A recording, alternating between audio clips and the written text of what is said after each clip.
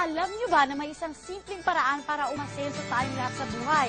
May alam ako isang napakadaling negosyo na mabilis magpapaangat sa atin.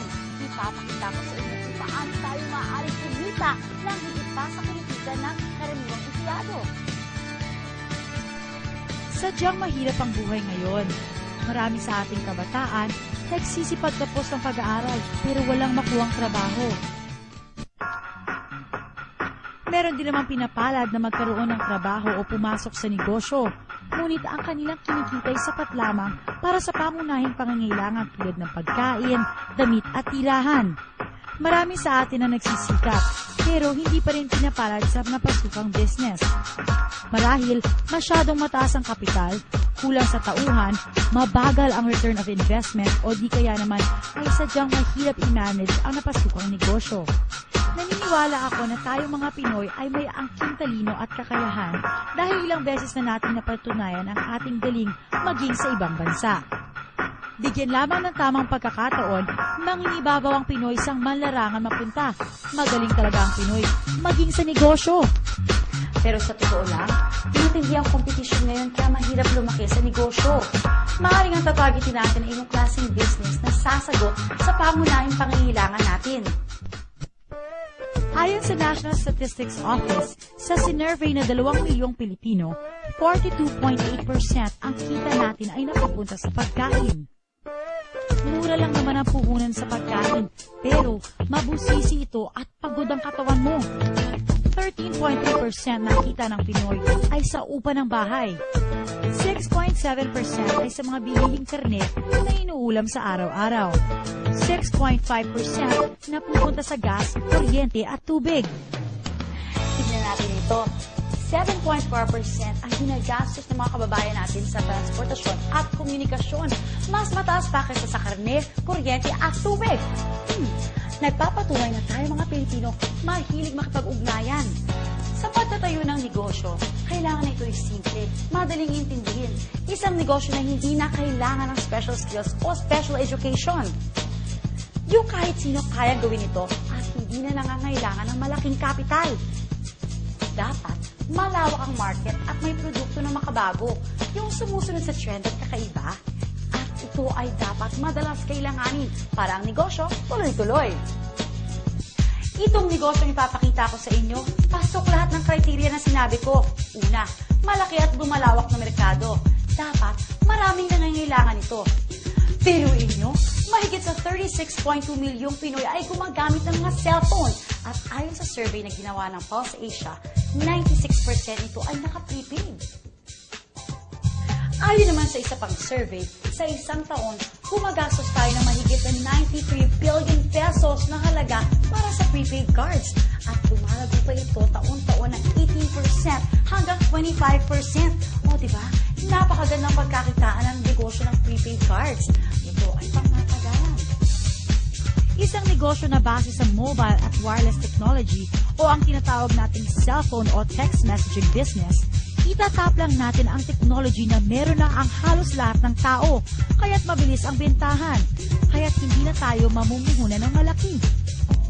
Pangatlo, ito ay unique, pambihira. Isang m-commerce o mobile commerce ang nag-concentrate sa prepaid at microtransactions.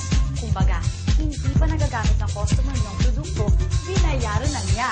Mas pinabilis niyo pa ang pagbili dahil ngayon, pwede pa ang tingi. Napansin niyo ba na dalawa sa pinakamalaking kumpanya ngayon na patuloy sa paglago ay nasa negosyo ng wireless technology? Pinatutunayan ng kanilang tagumpay na ang e-loading ay tinatangkilik ng marami. Isipin nyo, meron kayong cellphone. Tuwing gagamit kayo nito, lumalabas ang pera nyo. Hahayaan na lang ba natin na manatiling puro gastos ang pagkakaroon ng cellphone samantalang pwede naman pala itong pagkakitaan? Ito ay consumable. Maaari nating ibenta sa isang tao ng paulit-ulit. Dahil ang mga Pinoy ay malakas kumonsumo ng load. Sigurado ang kita dito. Meron pang programa para kumita ang mga subscribers ng pantay-pantay. Mauna man sila o dumating na tayo sa kalagitnaan, may pagkakataon pa rin tayo makipagsabayan sa kitaan. Kinikilala ng Portal Innovations ang lumalaki at patuloy na paglago ng market ng prepaid business. Kaya naman, tinutugunan nila ang pangangailangan nito. Hindi na baguhan sa larangan ng ganitong negosyo ang Portal Innovations. Noong June 2003, ipinakilala nila ang kauna-unahang Universal Prepaid Loading System sa Pilipinas. Sila din ang nagpakilala ng pagdidistribute ng prepaid cards na cardless sa pamamagitan ng pagpapadala ng pins via text. Hindi lang yan. Nagamit ang Portal Innovations ng 2004 Philippine Marketing Excellence Award for the most outstanding SMS and web technology provider. August 2004 nang ilinunsad ng Portal Innovations ang isa sa pinakabagong programa nito, ang Load Extreme. Ano ba ang Load Extreme? Ang Load Extreme ay isang paraan ng pagninegosyo na pwede kang magbenta ng iba't ibang prepaid products gamit ang iyong cellphone o computer. Bakit dapat piliin ang Load Extreme system? Hindi nyo kailangan ng malaking kapital. Sa maliit na halaga o maaaring libre pa, pwede kayong maging retailer. Walang physical inventory ng mga prepaid cards. Walang tauhang dapat swelduhan, kung kaya't napakagaan sa bulsa bilang panimulang negosyo o sideline. Dito ay hindi nyo kailangan umupa ng pwesto dahil kahit nasa bahay o nasa labas ka man, maaari pa rin magpatuloy ang negosyo.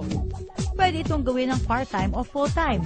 Isang cellphone lang ang kailangan nyo para makapagbenta ng iba't ibang prepaid products. At kahit mawala pa ang inyong cellphone, maaari nyo pa rin ipagpatuloy ang negosyo dahil kahit gumagamit kayo ng ibang cellphone, pwedeng-pwede. Basta't i-memorize lang ang inyong ID number at PIK. May website din ang Load Extreme kung saan maaari nyong i-monitor ang real-time record ng inyong sales transactions. Madaling i-check ang laman ng inyong load wallet. Dito, nakikita kung magkano na lang ang balanse ng inyong load. Kapag sa web ka nagtransact, walang mababawas na pisong load mula sa'yo. At higit sa lahat, sa Load Extreme, ang isang ordinaryong tao tulad natin ay maaaring kumita ng higit sa karaniwan. Lahat ng electronic loads, prepaid cards, insurance, and other products, pinagsama-sama sa isang cellphone. Isang cellphone, dala mo na ang lahat.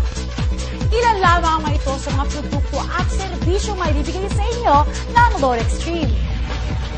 Wireless card products, over-the-air man, o landline, maging satellite TV o satellite phone services, kahit pa internet, online gaming, at kahit sa advertising o insurance pa man.